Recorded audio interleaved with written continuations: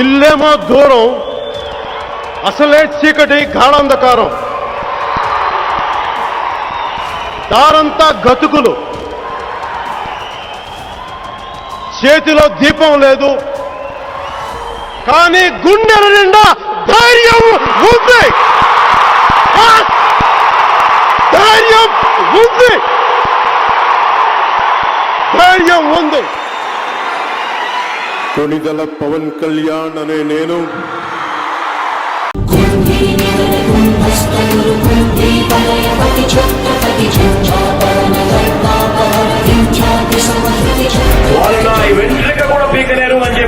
నేను పవన్ కళ్యాణ్ ఛాలెంజ్ చేస్తున్నా.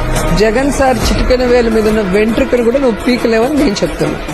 పవన్ కళ్యాణ్ గారు జగన్మోహన్ రెడ్డి గారు విమర్శిస్తున్నారు కదా, who is he, what is he, ఏం చేసినాడు, ఏం చేయబోతున్నాడు, ఇది ఒక్కదాని క్లారిటీ చెప్పమను. ఏదో పీక్తాడు అన్నాడు. అయ్యా పీకే, నువ్వు ఏమీ పీకలేవు. పాతాళానికి దొక్కేస్తా, సొల్లు కౌర్లు ఇవన్నీ కూడా. ఎన్ని చేసినా నువ్వు జగన్మోహన్ రెడ్డి గారికి ఆరంగుళం దూరంలో కూడా రాలేవు. జగన్ గుర్తుపెట్టుకో, నీ క్రిమినల్ సామ్రాజ్యం కూల తొయ్యకపోతే నా పేరు పవన్ కళ్యాణ్. కూటమిలో ఉన్న పవన్ కళ్యాణ్ గారికి గొప్ప విజయానికి అభినందనలు.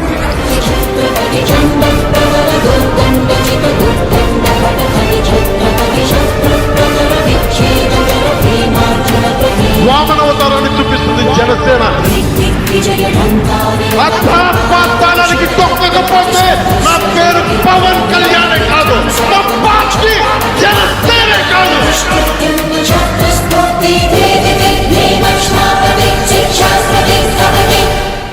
Who is Pawan Kalyan, what is Pawan Kalyan అని అవమానించబడిన స్థాయి నుండి మరి ఈనాడు పార్లమెంటులో మన హ్యాట్రిక్ ప్రైమ్ మినిస్టర్ మోడీ చేతనే దేశంలోని రాజకీయ దిగ్గజాల నడుమ పవన్ అంటే తుఫాన్ అని మెప్పించుకునే స్థాయికి ఎదిగాడు.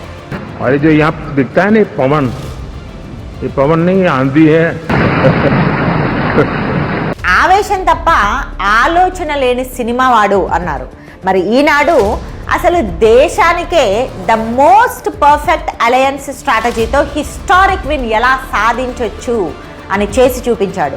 The real challenge comes in those 30 odd seats of coastal Andhra. That's where Pawan Kalyan has made the difference. Remember, he's getting 16%. That additional vote, there is no way Chandrababu Naidu could win this election on his own, even in his peak and pomp. స్వప్రయోజనాలను పక్కన పెట్టి ఒక లక్ష్యాన్ని ఛేదించడానికి నిస్వార్థంగా పొత్తు కోసం ఎలా పని చేయొచ్చు అని చేసి చూపించాడు.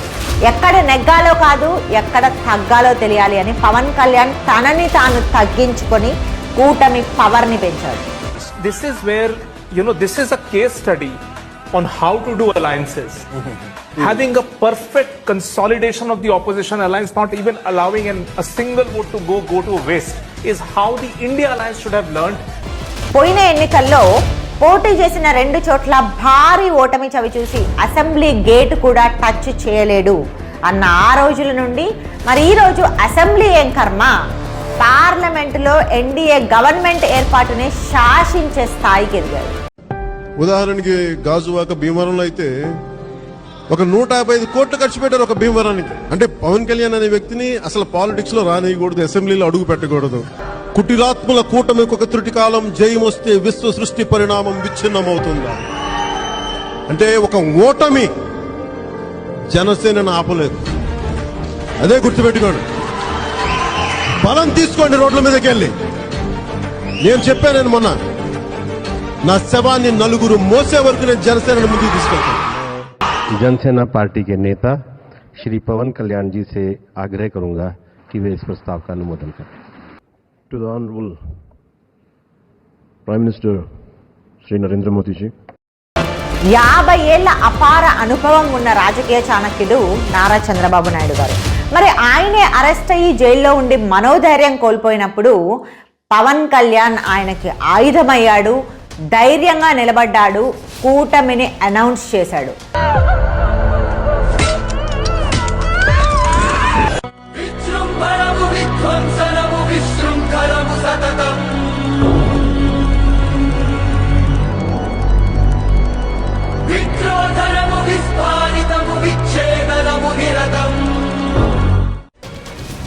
అలాంటి వాడిని రోడ్డు మీదకి రావాలంటే నువ్వు పోలీసులు 2000 మంది పోలీసులను పెట్టి తెలంగాణ బోర్డర్లో ఆపే ధైర్యం దమ్ము నీకు ఉన్నాయంటే సగటు మనిషిని బతికిస్తాడా?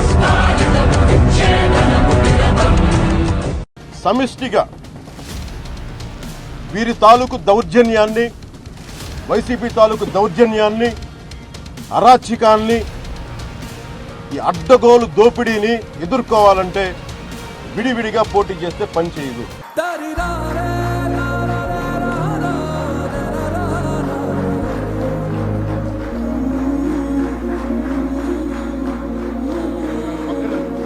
ఇది నేను ఆయన పక్కన పెట్టుకుని చెప్పాలి. ఆయన నలిగిపోయారు. జైల్లో చూశాను ఆయన. పాపం భువనేశ్వర్ గారి బాధను చూశాను. నేను అనుకున్నాను, అమ్మ మీరు కన్నీళ్ళు పెట్టకండి, మంచి రోజులు వస్తాయని చెప్పి మంచి రోజులు వచ్చింది. వారికి మనస్ఫూర్తిగా వారికి నా హృదయపూర్వక శుభాకాంక్షలు. మీరు అద్భుతమైన పాలన ఇవ్వాలి అందరికీ మనస్ఫూర్తిగా నేను తెలియజేసుకున్నాను. మన పవర్ స్టార్ త్రివిక్రమ్ రాసిన డైలాగులను స్టేజ్ మీద చెప్పే జోకర్ మాత్రమే. జనసేన పార్టీలో తిరగడం టైం వేస్ట్ పని అన్న అదే జనం మరి ఈనాడు జనసేన పార్టీ తరపున ఎవరు పోటీ చేసినా గెలిపించారు. కూటమి వల్ల మన పార్టీకి అన్యాయం జరుగుతుంది అనే అసంతృప్తితో ఉన్న జన సైనికులను వ్యూహం నాకు వదిలేయండి, నన్ను నమ్మి నాతో నడవండి అని క్యాడర్ని కన్విన్స్ చేసి కమాండ్ చేసి జన సైనికుల ఓట్లన్నీ కూటమికి పడేలా చేసి జనసేనని first and only political party in India with 100% strike రేట్గా నిలబెట్టి నేను జోకర్ని కాదు జనసేనాధిపతిని అని నిరూపించుకున్నాడు. ఈసారి 21 స్థానాలకి పరిమితం అయిపోయినా కానీ మొన్నదాకా 98% స్ట్రైకింగ్ రేట్ అని చెప్పారు. ఇప్పుడు 100% కొట్టాలి.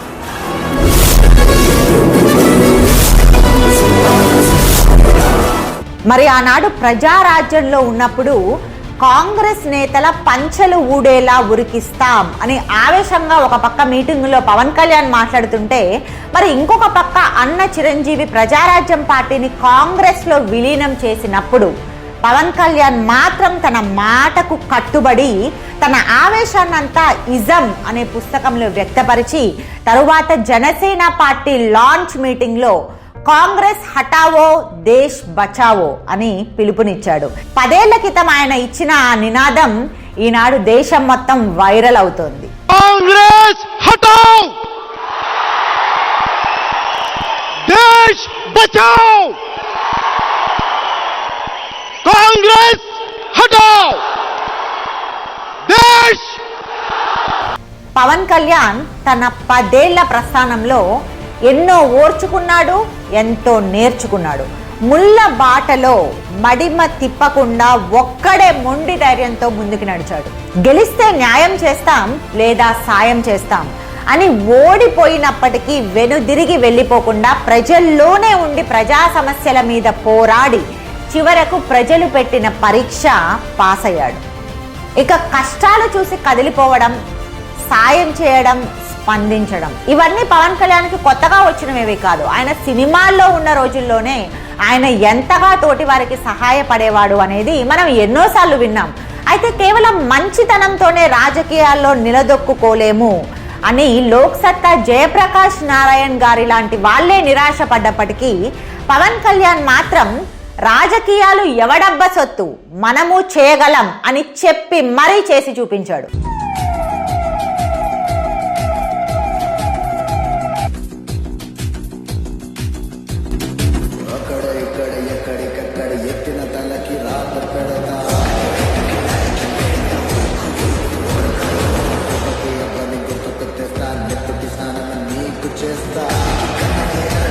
ఆనాడు అన్న ఎన్టీఆర్ తరువాత మళ్ళీ తెలుగు వాడి సత్తా ఢిల్లీలో రీసౌండ్ వచ్చేలా చేసింది పవర్ స్టార్ మాత్రమే.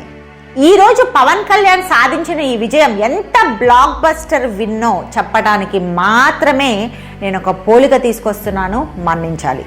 ఆనాడు అన్న ఎన్టీఆర్ సాధించిన విజయం కంటే కూడా ఈ రోజుల్లో పవన్ కళ్యాణ్ సాధించిన ఈ విజయం చాలా పెద్దది. ఎందుకంటారా, ఆనాడు అన్న ఎన్టీఆర్ని ప్రజలు రాముడిలా కృష్ణుడిలా ఆరాధించారు.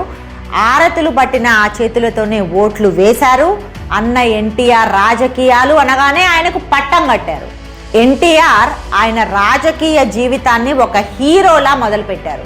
మరి ఈనాడు పవన్ కళ్యాణ్ జీరో కాదు కదా, మైనస్లో మొదలు పెట్టాల్సి వచ్చింది.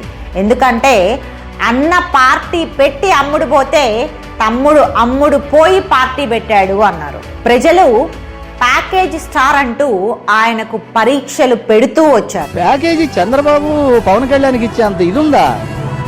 4 యాడ్లు చేసుకుంటే కోట్లు వస్తాయి, 4 సినిమాలు చేసుకుంటే 1000 కోట్లు 100 కోట్లు. అతన్ని మట్టుకుని మీరు ఈ విధంగా మాట్లాడుతున్నారంటే మీ గొయ్యి మీరు తవ్వుకుంటున్నారా బాబు? అర్ధరాత్రి వచ్చాడు రోడ్డు మీద పడుకుంటాడు రా నమ్మినోడి కోసం.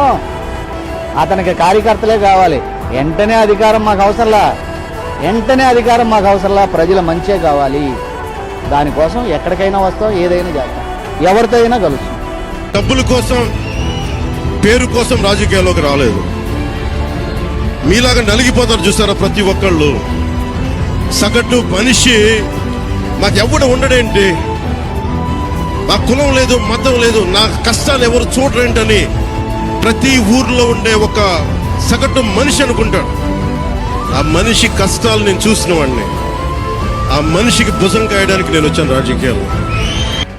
ఆనాడు తెలుగుదేశం పార్టీ అనే అన్నగారు పిలుపునివ్వగానే రాజకీయ మేధావులు విజ్ఞానపరులు అయినటువంటి రామోజీరావు గారి లాంటి వాళ్ళే ఈనాడు పేపర్ని అన్నగారి గెలుపుకే డెడికేట్ చేశారు. మరి ఈనాడు పవన్ కళ్యాణ్ పక్కన ఎవ్వరూ లేరు. సినిమా అభిమానుల చప్పట్లు ఈలలు ఓట్లుగా మారవు. అందుకే చిరంజీవి, రజనీకాంత్, కమల్ హాసన్ వీళ్ళంతా వెనుదిరిగి వెళ్ళిపోవాల్సి వచ్చింది. కానీ పవన్ కళ్యాణ్ మాత్రం 10 ఏళ్ల పాటు పట్టు వదలని విక్రమార్కుడిలా ప్రజల్లోనే ఉండి పోరాడి ప్రజల మనసులను గెలుచుకున్నాడు. నేను కూడా చెప్తున్నాను, రూపాయి తీసుకున్నాను, సంపూర్ణ జీతం తీసుకుంటాను ఎమ్మెల్యే. తర్వాత నేను ఇవ్వాల్సింది ఇచ్చేస్తాను, అది పెద్ద పట్టించుకుని. కానీ ఎందుకు తీసుకుంటానంటే ఆంధ్రప్రదేశ్ ప్రజల సొమ్మును తింటున్నా ఆ బాధ్యత అనుక్షణం గుర్తు చేసుకోవడానికి. ప్రతి రూపాయికి రేపు పొద్దున నన్ను ప్రజలు చొక్కా పట్టుకుని నిలదీయాలి, అందుకని తీసుకుంటాను. పవన్ కళ్యాణ్ లాంటి నాయకులు చాలా అరుదుగా వస్తారు. ఆయన సంకల్పం ఇంకా బలపడాలి, పట్టుదల ఇంకా పెరగాలి. తొందరలోనే ముఖ్యమంత్రిగా మన రాష్ట్రాన్ని ముందుండి నడిపించాలి అని మనస్ఫూర్తిగా కోరుకుంటూ నేను మీ Pavani. Thank you for watching and subscribe to Bharat rising.